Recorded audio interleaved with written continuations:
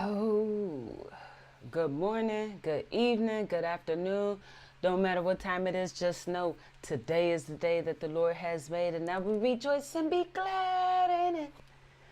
As always, God is good and He is good all the time.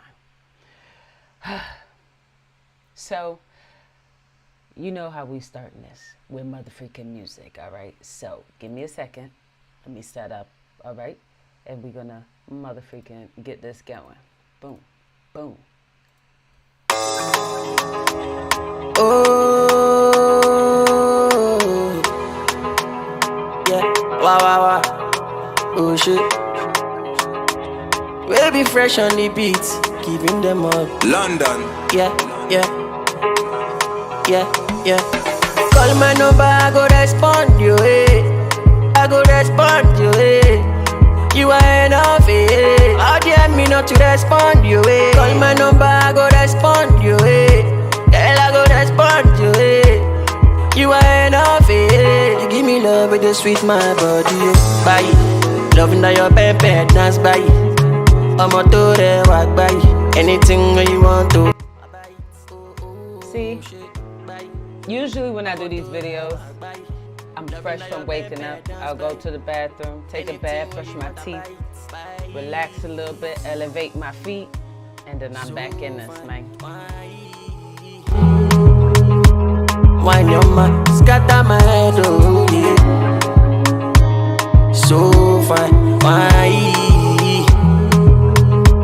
Wine your man, scatter my head, oh. Wine your man, come give me kiss, oh. Wine your man, waiting be this, oh. Wine your man, pepper resto, wine your man. Wine your figure eight, oh. Wine your man, come give me kiss, oh. Wine your man, waiting be this, oh. Wine your man, body resto, wine your man. Wine that ways because I let me know my mind, oh. But you bring it on my life, oh. One of these days, I'm gonna show y'all, man, I be grooving. You'll declare I was motherfucking raised on the motherland, man. That motherfucking dances and it's in the genes, man. That's that Nigeria.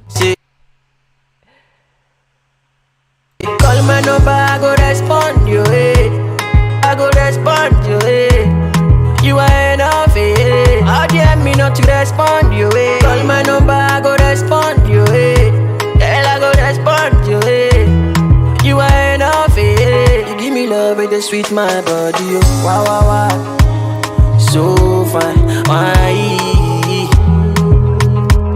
Wine your man, you scatter my head, oh yeah.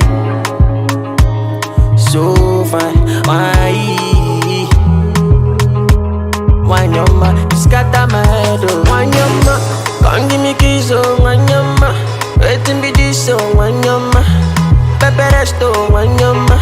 Wine your figure eight, oh. Wine your man, come give me kiss, oh. Wine your man, waiting be this, oh. Wine your man, body resto, wine your man. Wine that ways because answer, bye. Loving that your pepper dance, bye. I'm a to the walk, bye. Anything you want to, I buy it. Oh, oh, shit, bye. I'm a to the walk, bye. Loving that your pepper dance, bye. Anything where you want, I buy it, bye. So fine, why? Swaps. Why not? Scatter my head, oh yeah. So fine, why? London. Why not? Scatter my head, oh yeah. All right, y'all. We're getting into this motherfucking video. So this video is a reaction to Kamala Harris, motherfucking supposedly opting for silence in regards to the raid to motherfucking Donald Trump's Mar-a-Lago property. This ain't surprising. It isn't surprising. These people are raggedy, you know what I'm saying? But before I even motherfucking start giving you my motherfucking opinion, all right, we about to just get into this so you can see what the fuck I'm talking about. All right, let go. Let go. Let's get this right. Go to the bottom. Come on. Okay, let's open the sign, full screen, and press play. Welcome back to the Big Sunday Show. The White House is doubling down on its silence on the FBI raid of Mar-a-Lago. Listen to this. I cannot speak to that. It would be inappropriate for me to speak on that. I cannot, absolutely cannot comment. No, I cannot comment on this. It would be inappropriate for any of us, even including the president or anyone in the administration, to comment. Boy, somebody sure told her something. You heard it. You heard it. The press secretary says it would be inappropriate for anyone in the administration to talk about any of this, really. But isn't the vice president still a member of the administration? And that's something that we, I guess, have to be concerned about. Jackie, let me ask you about this. I think you've seen this, but for those who did not, let's watch the vice president actually do exactly what Karine said no one should be doing. Well, as a former prosecutor, I will tell you I don't speak about anybody else's case. But I have full confidence that the Department of Justice will do what the facts and the law require. And let me tell you something about her being a prosecutor. Her being a prosecutor goes to show that she is, I mean, she even boasts about it. I can't speak on it because as the prosecutor, I know that sorry, my phone is motherfucking spying on me. But this freaking weirdo want to be like, you know, as a prosecutor, you know, I can't speak on people's motherfucking cases. Yet every time you look around nationwide, they're giving comments on cases. Like, just because you're a prosecutor don't mean you don't give comments on cases. If Donald Trump was a black man accused of killing a police officer, she would have gave all the information. She would have spilled all the beans, okay? Because that's her role as a prosecutor. The thing with prosecutors is that people overlook the fact that they become, they set themselves up for politics because of the fact that, okay, one, defense attorneys are usually people that are they are fighting for the defense. They're fighting to get the accused person off. Right? Whether they did it or not. They're not supposed to motherfreaking, well, I think you did it. No, I'm not gonna. They're supposed to provide motherfreaking counsel because it don't matter whether you did it or not. You know what I'm saying? In the United States of America, supposedly it's presumed that you're innocent until proven guilty. And it is, the burden falls on the prosecutor to prove beyond a reasonable doubt that you did what they accuse you of. Right? So you are obliged to get motherfreaking counsel when it comes to, you know, criminal matters and all this. But the thing is that people overlook that when it comes to prosecutors are on the opposite end, right? These niggas, they motherfreaking thrive on, you know, politics, right? A lot of them, if you ever see the function of a court, you'll see that the prosecutor is like the motherfreaking judge's nut massager, right? Like, this person does everything and anything in their power to maintain in the good graces of the judge. So that way, if and when things go, you know, proceeds to trial and such, things will be in their favor. Because a lot of times, even though you have the right to a jury trial, when it comes to trial, these niggas like to push for bench trial, which is dangerous because you waive your right to be judged or to have a jury, you know what I'm saying? You waive your right to be judged by your peers, by niggas in your community versus a dude who been doing this all his life. Well, I won't say all his life, but majority of his adult life, you know what I'm saying? And their goal is to motherfreaking increase, you know, the criminal justice system because at the end of the day, judges, in addition to politicians, in addition to prosecutors, don't want to seem soft on crime. That is why prosecutors like Kamala Harris flock to politics. Because here's the thing, right? As a prosecutor, over 90% of their court cases are resolved by plea bargains. Over 90% of their court cases are resolved by plea bargains. That means 90% of their court cases are people waiving their right to trial, waiving their right to face their accusers, waiving their right to have the prosecutor, who the burden of proof falls on, you know, waiving their right for the prosecutor to prove beyond a reasonable doubt that they did what they accused them of. They waived the right to face their motherfreaking, you know, accusers and witnesses. They waived their right to a jury trial. And that is to have your trial overseen by your motherfreaking peers from your community, right? And when you do that, now you are accepting guilt. You are admitting guilt. Whether you did it or not, you are admitting guilt.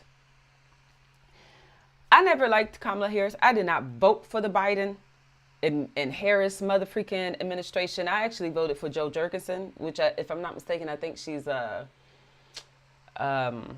independent or some trash. Maybe she's the Green Party, but I know she's not mother freaking Republican. She's not Democratic or anything of the sort. And that was a breath of fresh air. Because at the end of the day, this country is not bipartisan. It's not two political affiliations that exist, right? It's a spectrum. Because out of all of the people that are here, not every 330 million some odd people who live in the United States fall perfectly under the two: liberal, conservative, Republican, Democrat. Nah. You got niggas that don't identify as none. You got people that don't really care about any of that stuff. They care about the earth, the Green Party, you know what I'm saying? You got the niggas that like the Kanye West, the birthday parties. They like, nigga, we ain't got nothing to do with none of that. We just out here to have fun, but we trying to make sure y'all don't hinder upon our constitutional rights and stuff. You see what I'm saying? But these prosecutors, man, they raggedy because their jobs motherfreaking is built. It revolves around the incarceration of your motherfreaking body. They don't give no damns. And at the end of the day, the greater their conviction rate, the greater they look as a prospect when they decide to transfer into politics. When you look at motherfreaking Kamala Harris' background, this heifer, I bet money, has over a 95% motherfreaking conviction rate. And because that is what's required on average by these people, they require over 90% of motherfreaking conviction rates. So you could look motherfreaking tough on crime. You don't look lenient because you motherfreaking, look at you. You winning all these cases. You incarcerating all these people. You funneling all these people through the criminal justice. You look tough on crime.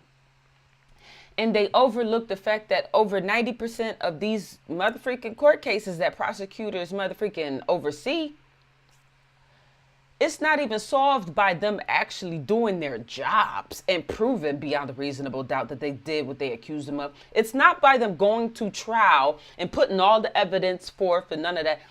Majority of their wins come from people just admitting guilt, whether they did it or not. Now, I'm not saying that mother jokers are out here innocent. That's not what I'm saying, because according to the Bible says, ain't none good but the Father. Ain't none good for the Father. So that means the Bible also says that all have sinned and fell short of God's glory. The Bible also says that, man, you were born to a woman. You were born of this motherfucking skin, this flesh. Homie, you were born in sin. Therefore, every single individual out here has done something that violates whether it's God's law or man's law, which is constitutional, right? However, not everybody get caught. You know what I'm saying? Not everybody gets in these situations where it's like, this is muddy. I might get penalty. I might face the consequences for my actions. A lot of the times, a lot of us go unpunished, at least on the side of man. Now, God sees all, and he punishes all according to our deeds. That's the word. You know what I'm saying? So God never let any of us get by with our wrongdoings. But man, get by them all the time. You know what I'm saying? And the truth of the matter is that when it comes to the criminal justice system, they do not have the manpower nor the funding to process all the court cases that comes before them. That's why they depend on plea bargains.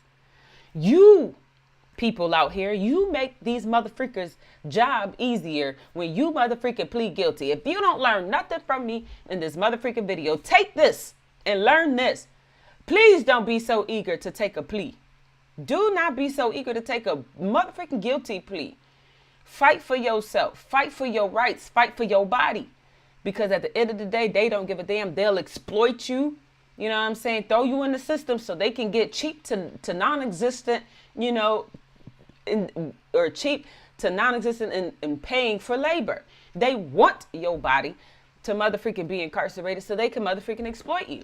You know what I'm saying? For example, people overlook the fact, but look at your local municipalities here in Rochester, and I'll even show it to you. Here in Rochester, we have a small amount of judges. We'll look at Rochester City Court judges, right? And Rochester is a motherfreaking city of, I think it's about 210,000 people. But look at this. This is all our judges. 1, 2, 3, 4, 5, 6, 7, 8, 9, 10. 10 judges are expected to motherfreaking oversee the court cases that they deal with on average. Now, on average, it depends on the size of your municipality, but a city as big as Rochester, 220,000 people, I would say it's probably about, it has to a minimum be 1% of that population that is motherfreaking being viewed. But let me pull up my calculator, because I used to be really good at math, and I know I'm still good, but I don't practice as often, so I need my calculator, all right? So we're gonna 210,000 by 1%. Look at that. So even if we were being generous and not dragging out the amount of cases that was in there, at least 1% of every municipality's, about 1% of every municipality's population is engaged in the criminal justice system when it comes to like open court cases, criminal matters, right?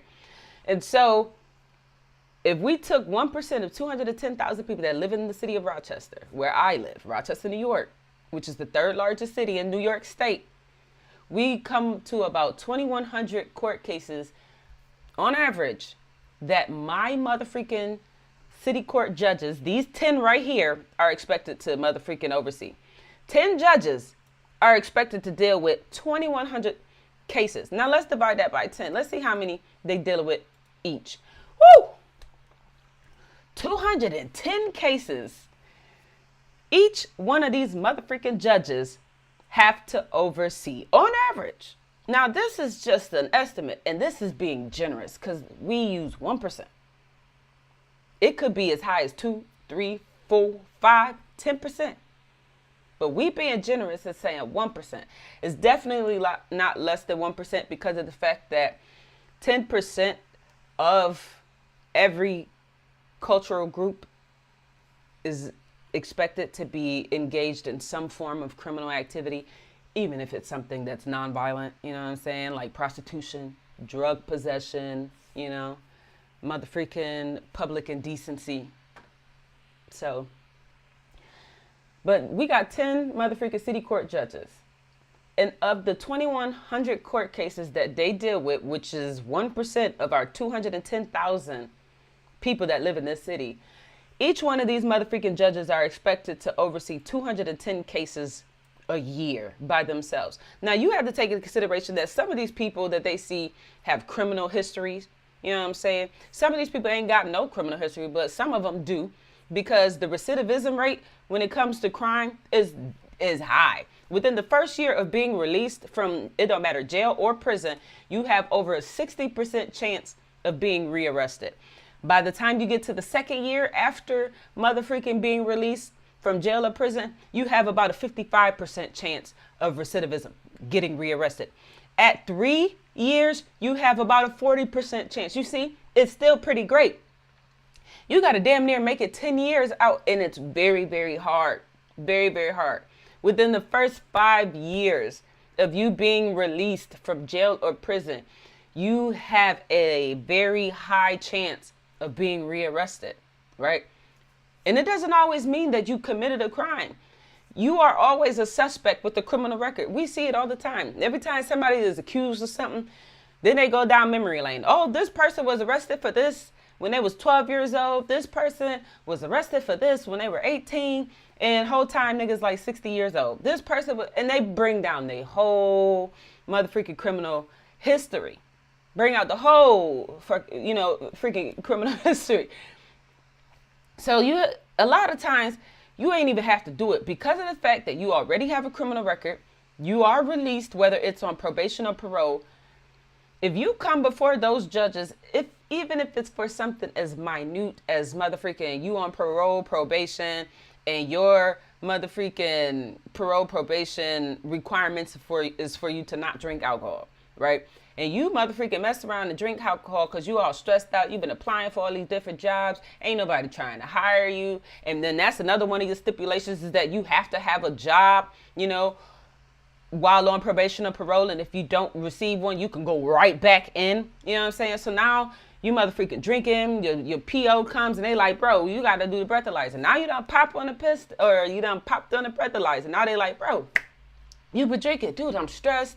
You know what I'm saying? I've always had this drinking issue. First off, motherfucking drinking is embedded in me in you know, genetically, because I have so many relatives that's motherfucking alcoholics and they motherfucking drink. You know what I'm saying? And you weigh in all, and they don't give no damn. They don't give a damn that it's hereditary. They don't give a damn about the stress factors that is causing you to drink. All they care about is that we gave you a stipulation. You broke that stipulation. You're going back in. Something as small as motherfucking being late to work can get you sucked back in if you're on parole or probation. A lot of times people think that parole and probation violations is something extreme, extravagant, and motherfucking violent. And a lot of times these niggas is getting in trouble for non-violent offenses, like driving a vehicle without motherfucking a license, or their registration had expired, or their motherfucking inspection has expired. You see what I'm saying? These are the things that people like Kamala Harris benefit from as a prosecutor. 10 motherfucking judges have to see 210 cases in 1 year by themselves. You best believe they telling these prosecutors, nigga, plea bargain. Give these niggas a plea. We don't have the people to process all this. I mean, we got 10 judges. Imagine how many motherfucking prosecutors we have. Let's see if we can find that information. Rochester, city of Rochester. Prosecutors. We'll see if that pops up. City of Rochester prosecutors.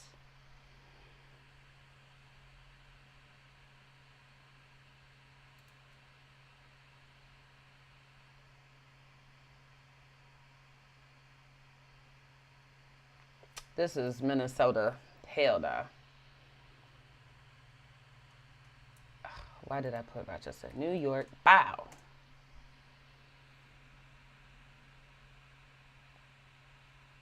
Let me see.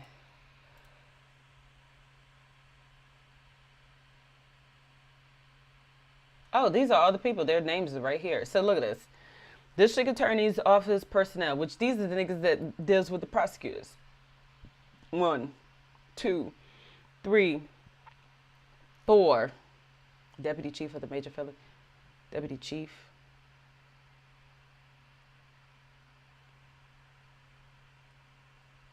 This is about no more than 10 too. Okay, we're gonna count it. All right. So 1, 2, 3, 4, 5, 6, 7, 8, 9, 10, 11, 12, 13, 14, 15, 16, 17, 18. And so we got 18 motherfucking people that's attached to the motherfucking DA's office, right? Now, not everyone is a motherfucking right hook. So you have to take into consideration, some of these people get knocked off. They just here to provide, you know, affidavits and investigative instruments for the courts. But a lot of these people not even motherfucking attorneys.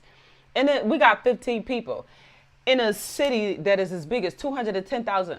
And you expect these niggas to motherfucking process all these court cases efficiently and effectively the way that they, you know, that they intended and fair. You know, you expect judges, you still expect them to render, you know, non-biased in your matter. You still expect them to be impartial in regards to your matters. It's the same thing with these motherfucking prosecutors. These people are understaffed and underfunded. They don't have the resources to process every single case. So what do? They conjure up motherfucking plea bargains. They'll say, well, you're charged with this, that, and the third. If you plead guilty to this, that, and the third, then you at most will get this, that, and the third as a consequence, as a penalty, right? As your punishment. And then they amp you up with all this fear. They tell you like, hey, you know, if you take this to trial and you're found guilty, you can be mother-freaking punished even more harshly. But what they don't tell you is that if you take your case to trial, you are more likely to be not, you know, found guilty, or to be not found guilty, so acquitted, or to have your case dismissed altogether. Let me tell you the numbers. 90% of court cases are resolved by plea bargains. So if we did 90% of these court cases, right, the number we came up with is 200 or 2,100. So 2,100. My Adobe is opening up. I'm gonna close that bad boy. Boop. And then you divide that, or excuse me, you multiply that by 90%. Out of 2,100 people, out of 2,100 criminal court cases that exist in general in the city of Rochester, 1,890 of them plead guilty. They do the jobs for the prosecutors, the jury, the judge, the defense attorney, and they waive all their rights to trial, to face their accusers, to face their witness, to see the evidence that's against them, the whole shebang.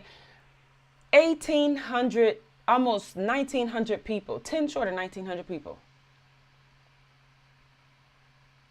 plead guilty. And a lot of times these people have not done what they're accused of. They plead guilty because of all different types of factors. Some of it has to play with, the court process is slow. Motherfucking slow. We have the right to a speedy trial, yet when I had my court case dragged, my thing, before I was given, one of my charges was dismissed and the other one, they were given, or they had a mistrial, but it took 17 months and they still was trying to drag it out because I kept pushing it to trial. They said, if you didn't take this ACD, which is adjourned conditional dismissal, which means after 6 months, then this charge is completely dropped away. If I didn't take this and I tried to go to trial, I would not have went to trial. And this was April of 2022. They told me that I would not have been seen for trial until maybe October 22. And it's already had been 17 months. The process is slow. Now imagine if all these people who are pleading guilty, doing the jobs of prosecutors, judges, juries, and defense attorneys, not making them do their jobs worth, you know, and get their money's worth. If all these people instead pled guilty, decided, I'm going to take my case to trial, do you know that the criminal justice system, for what we know it to be, will not exist anymore? It will completely fall apart.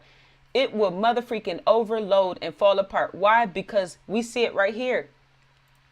They don't have enough judges. They don't have enough motherfreaking prosecutors. And they damn sure don't have enough motherfreaking public defenders. I mean, even you taking a guilty plea is beneficial to your defense attorney, especially your public defender, because one public defender, I mean, we see it. 2,100 cases, 2,100 cases divided by 10 judges. They got 210 cases by themselves. Melissa Barrett deals with 210 cases about every year by herself. Now, a public defender, they're even worse off than the motherfucking judges because they don't even have as much funding as the actual, like, direct court. Right? They don't have motherfreaking paralegals at their expense. So one motherfreaking public defender, it is not uncommon to see one public defender oversee at least 100 criminal cases by themselves.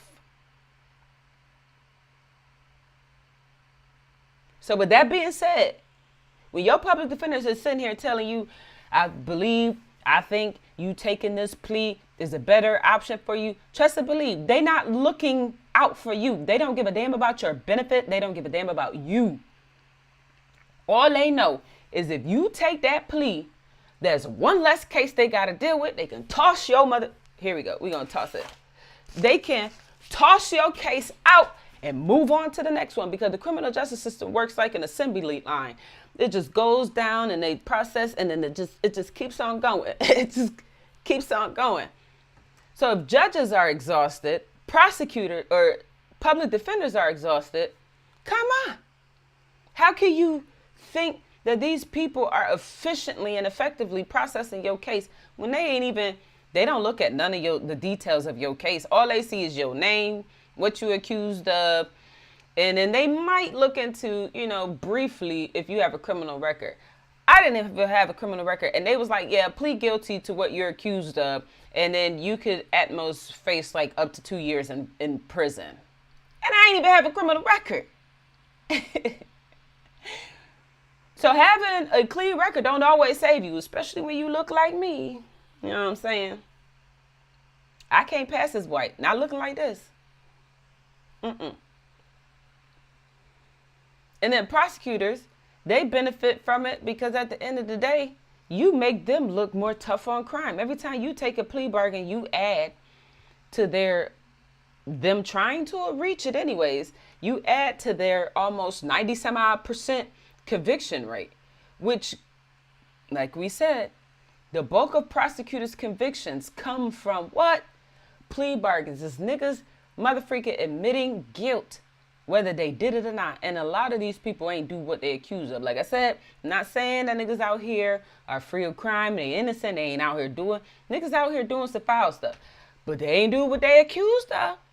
You know what I'm saying? And even if they did, it is the burden falls on the prosecutor, the people, for the prosecutor to prove beyond a reasonable doubt that you did what they accused you of. Even if you did do it. Make these niggas work. Stop taking plea bargains because you're hurting yourself and you're hurting your family. Because every time you accept a plea, you admit guilt. So it's almost as if like you're convicted as you did it. Now you got to deal with the stigma of being a convicted individual. And depending on what your conviction, what the offenses were, what the charges were that you were convicted of, i.e., if you were convicted of a drug offense, you pled guilty, who knows, the police pulled you over, you had a dime bag of marijuana, they get you for criminal possession of illegal substance, you plead guilty to it, you know what? Now you can't apply for government assistance. You can't apply for student loans. You can't apply for Section 8 housing. You can't apply for motherfreaking anything that's government related. Why? Because according to the feds, federally, because they have we don't give a damn. It's a no drugs policy. We don't do drugs, right? We ain't rocking with drugs. So you convicted of a drug offense, federally, they just like, nigga, we ain't giving you no money. You were convicted of drugs. They don't care about your situation or none of that. And now, you know what I'm saying? With all this stuff against you, you got to deal with the stigmatism. You know what I'm saying? Niggas stigmatizing you because you got a conviction. Niggas don't want to hire you. You know what I'm saying? And now you're forced to hustle and go a route that includes illegitimate means to make money because ain't nobody trying to hire you. The government ain't trying to give you no funds so you can get a roof over your head. You know what I'm saying? Which makes it better for them because they can just come right back and get you. Because now they done hemmed you up for some bull crap that was non-existent. But now because you have that criminal charge on your record, that conviction, these niggas can harass you for the rest of your life. And won't nobody give a damn. Why? Because at once upon a time, you were convicted. People throw away people with convictions. So stop pleading guilty. Coming back to Kamala Harris, she talks big about being a prosecutor. This woman threw away bodies, especially black and brown bodies. And it's crazy because she motherfucking depended on black people. Oh, I'm black. This heifer was raised by a freaking, Indian woman or some trash. You know what I'm saying? She was raised by an Indian woman, far detached from black culture. If anything black about it, probably was a daddy and he wasn't there. You know what I'm saying? If I'm not mistaken, I think she was raised by her single mama. You know what I'm saying? She has more attachments to Indian culture than black culture. My maternal grandmother is a white woman. You don't see me going around claiming Irish and Italian. Why? Because I wasn't raised in the Irish and Italian culture. I wasn't raised in UK culture. I was raised in black culture. I am black. I'm treated as such. I was raised as such. I didn't get the motherfucking speeches and talks that is given to white people. The world is your oyster. The sky is the limit. Did get those speeches. The speeches that I did get, be careful. Because you as a black woman, you as a black the police could come for you. White people come for you. Poor white people ostracized against you. Like they doing better than you, even though in a lot of predicaments you doing better than them. You see what I'm saying? See what I'm saying? This woman is raggedy. Kamala Harris is raggedy. If you sit here and motherfucking solicit votes talking about black this, but ain't do squat about blacks. You could sit here and talk about some motherfucking property of Donald Trump and Mar-a-Lago or some trash, but then you ain't got squat to say about Brittany Griner, a black woman who I am more than confident voted for your raggedy tail, who is wrongfully convicted. This motherfucker had oil cartridges. Now, in almost every state in the United States, they may not have legalized like bud smoking, like flower, cannabis, recreational smoke. But what is decriminalized in almost every state in the United States of America is CBD and medical marijuana, which she has. In addition to the fact that she came from residing in a state where it was legal. Then you got all these people trying to justify her being incarcerated for having CBD, oil cartridges.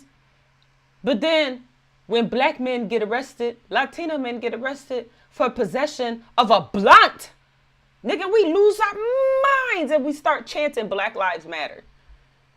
But Black lives don't matter when black women are in turmoil. It's crazy. Kamala Harris is, she ain't worth me spitting on if she was on fire. But I still pray for her because I'm trying to be like Jesus. And Jesus, he don't care nothing about her raggediness. I do. But I'm trying to be like Jesus.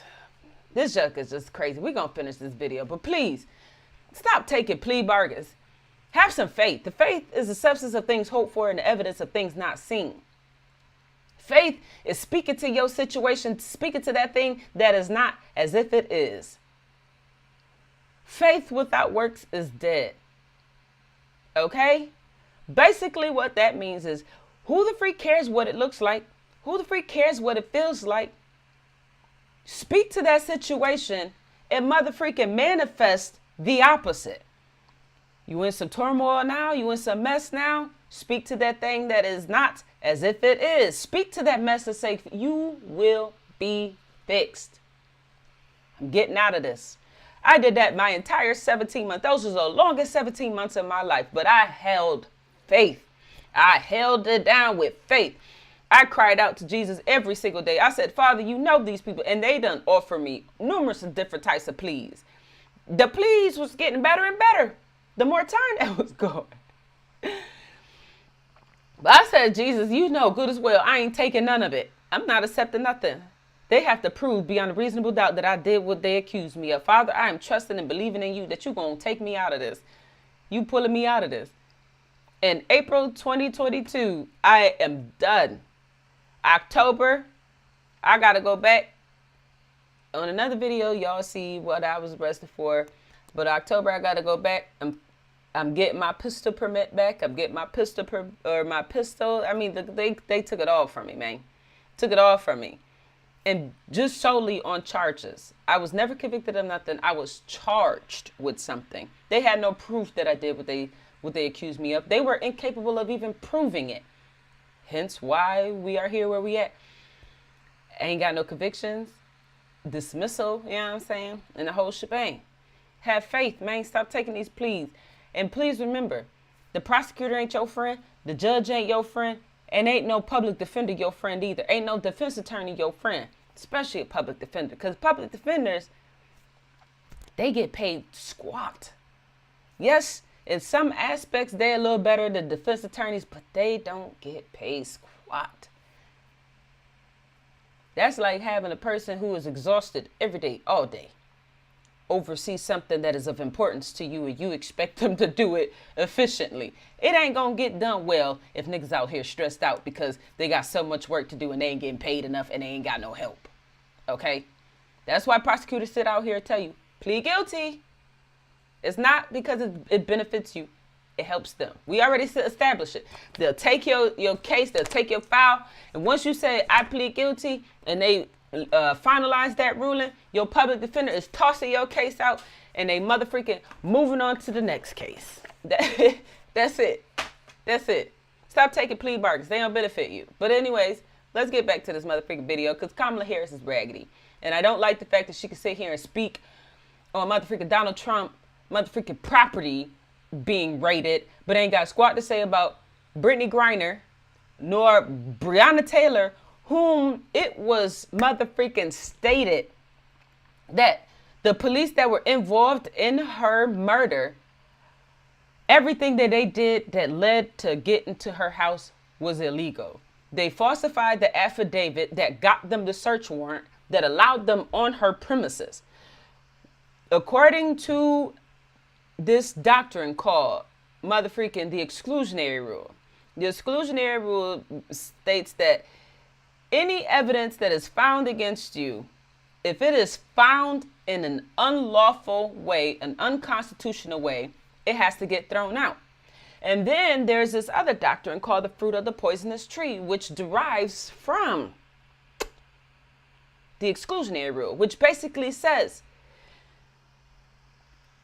your initial action was illegal and unlawful. So every single thing that you've done and found and established after the fact is tainted and also will not be admissible in a court of law.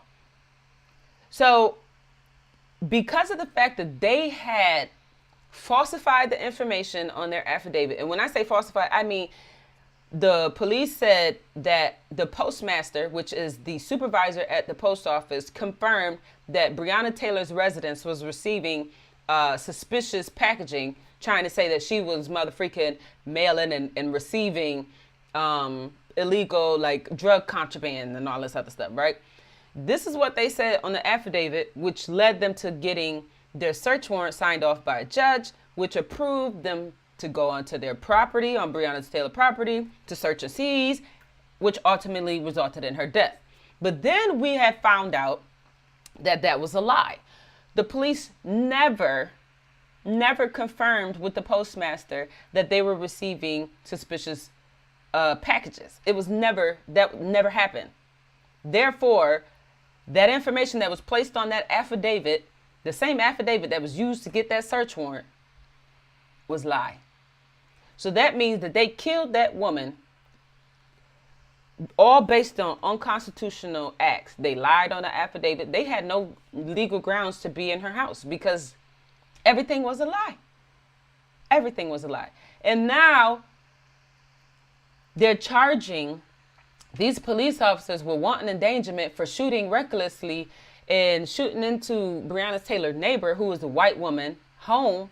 You know what I'm saying? But they're not pressing any charges against them for the murder of Breonna Taylor. Even though they have all this evidence saying, hey, they falsified affidavits, they was doing some illegal stuff, and then we press the charges against them for putting this family next to Breonna Taylor in danger. But we're not going to charge them with Breonna's murder, even though we got all this information. I mean, let's see it. Look at this. FBI arrests former LMPD officer in connection to Breonna Taylor. Now, listen to what this lady has to say. Investigation into whether the Louisville Metro Police Department is engaging in a pattern or practice of law enforcement misconduct. We're looking at whether the LMPD uses excessive force, improper searches, or racially discriminatory policing. That ongoing investigation is separate from today's charges. In closing, I extend condolences to Breonna Taylor's family and loved ones. Today, we acknowledge the loss of her life. We recognize her dignity. and recommit ourselves to the pursuit of justice. Now, I don't know how you come up with all that. And yet you still ain't trying to charge them for her murder. It's a little weird. Two questions, really just two. I was wondering if you could just... But we're going to finish this Kamala Harris video because that's the whole point, and then I'm going to end this because we made it a long ways. Any so-called leader who engages in rhetoric that in any way suggests that law enforcement should be exposed to that kind of danger is irresponsible and can result in dangerous activities. You know, Jackie, she couldn't help herself. She was right there going to give the generic response, and she couldn't hit the brake. Yeah, no. What's your take? A pretty amazing soundbite there. My first reaction to it was, if the company line is, we had no knowledge of this and we're not commenting on it, why is the vice president inserting herself and commenting on it? Now with Karine Jean-Pierre. Because that heifer plans on running for president soon. Ugh, I cannot stand Kamala. And look at this. This passes white. I mean, I'm ready to roast her, but I'm just going to keep my opinion to myself. Just know, if she's black, then Elizabeth Warren is Native American. Today saying nobody in the administration should comment on this. It shows me just how fragmented this administration is. And there has been this conversation that Biden and Harris are not aligned in so many ways and that there's an icy relationship there. That's exactly what I see here. But I will reiterate that I also think Kamala Harris is looking for, as we head closer and closer to 2024, some way to make a mark, because she hasn't done it in the time that she's been in office. She's made a mark. It's just been a very bad one. Well, yeah, she'd like to improve her image. Yes, and so she's finding ways to insert herself into conversations that she shouldn't, but breaking away. You know, my thing is, if you have a united front, have a united front. Everybody should know the tagline, and they should stick to it. It seems like, and the Biden administration seems to be running on chaos. I want you to hear, speaking of this, Karine again, speaking about whether or not the DOJ has been politicized. Listen to this. The Department of Justice, when it comes to law enforcement, is independent. This is what we believe, and this is what the president has said. This is not about politicizing anything. That is not true at all. You know, it sounds, Sean, like that in and of itself is a comment reinforcing and supporting the DOJ when they weren't supposed to be really taking positions. What's your take? Well, you're not supposed to talk publicly about it. And by the way, I think that the vice president probably should have gone on vacation like Joe Biden did. You can't say anything. But I think it's fascinating. They said they haven't been briefed. They had no knowledge of this. Well, if you haven't been briefed, how do you know that it's not political, right? Or have you been briefed about it and you can comment and say that it's not political? I think what this is the White House saying, if it involves Donald Trump, of course it's not political. Donald Trump's a criminal. He should have been behind bars 6 years ago. And so this isn't politics. This is about the Justice Department, what they should have done years ago. Yeah, Andy, at the same time, you've got clearly, again, a immediately former president, possible new opposition to the existing president. You'd think that there would be an interest in tamping down this dynamic, in trying to be like a center of leadership. Instead, they've said, we're off to the carnival, bye. Where do you think this is going to lead? Well, I don't really think this has been a well-oiled machine from the beginning, this administration. So, you know, they're trying to tamp down, but there's Merrick Garland out speaking. And he gave a short speech, but he didn't respond to what President Trump had been saying publicly. And I think, you know, it's one thing if the Justice Department doesn't speak, everybody understands why you don't speak during investigations. If you speak, you have to respond to what people are concerned about. He didn't. Kamala Harris, you would think, would be an asset here because her background before the Senate was she was a high-ranking prosecutor in California, in one of the biggest prosecutors' offices in the country. But she just can't smoothly engage here. And you would think this would be an area. Because she's a prosecutor. Her whole existence is funneling people through the criminal justice system. That's why she want to push Trump through there. She need to put herself through there, honestly.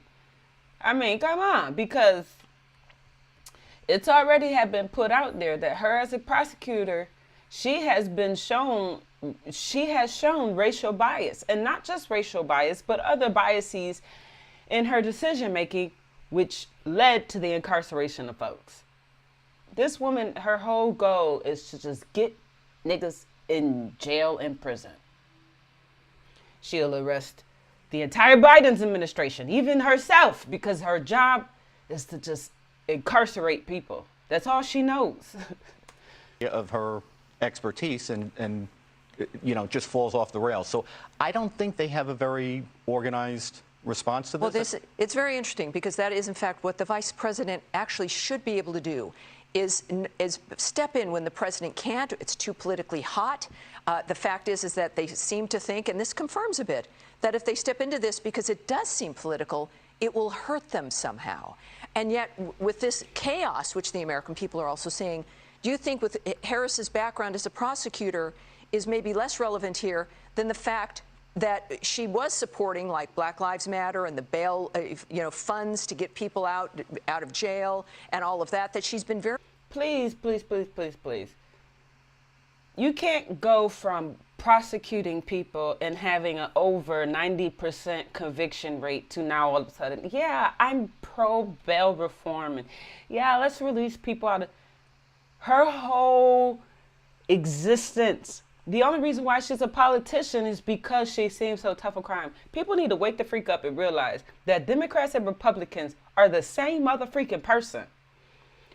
The same person. These niggas hang out in the same networks.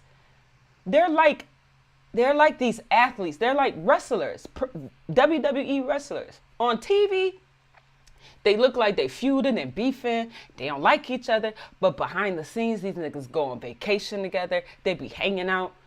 You know what I'm saying? And these are spaces that we will never achieve. We will never get into because we are common folk. Common folk can't get into a lot of these spaces. I don't give a damn what nobody says unless you the help. You know what I'm saying? And even then, I'm pretty sure they are very strategic on who they hire in these spaces. So they ain't got motherfucking niggas out here leaking their information. They are one and the same. That's why a Republican can be anti-immigration and then under the next breath, they freaking dragging Democrats for being anti-immigration and now they seem pro-immigration. The same where Kamala Harris, who supposedly is a Democrat, as a prosecutor, her whole job depended on her incarcerating people. Now that she's in politics, she's like, oh no, I'm for the people. We can't just be incarcerating people and holding them indefinitely. But that's what she was doing. They're one and the same. Their ideologies aren't different. They just flip-flop. They just flip-flop. That's why this race has been done and held bipartisan. We are a multi-partisan country, yet everything is red and blue. Republican and freaking Democrat. Conservative and liberal. I am motherfucking annoyed by it. Very involved and very specific on certain issues.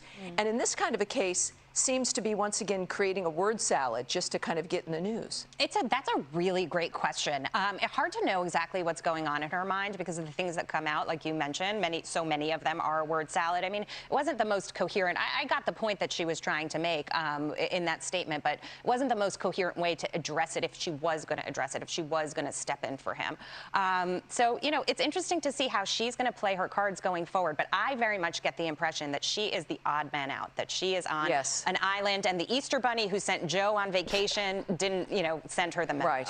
And this is what we've heard, is that there is a big split between the president's office and her office, and that they just simply don't talk, which, of course... I mean, this joker called her the first lady. It's not good for the country or the world at this point. So Hi, I'm Brian Kilmeade. I want you to do me a favor. I want you... First off, don't care Brian Kilmeade or whatever the freaking name is.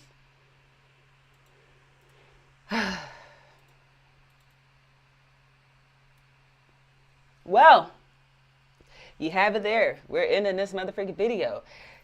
I love y'all. God loves you, you know what I'm saying? Strive to be like Jesus, you know what I'm saying? Love your neighbor as you love yourself and worship no other God. And remember, if you get hemmed up, you have the right to remain silent, you know what I'm saying? Get you an attorney, you know what I'm saying? And stop accepting these plea bargains because they don't benefit you. They benefit prosecutors, public defenders, judges, and everybody else.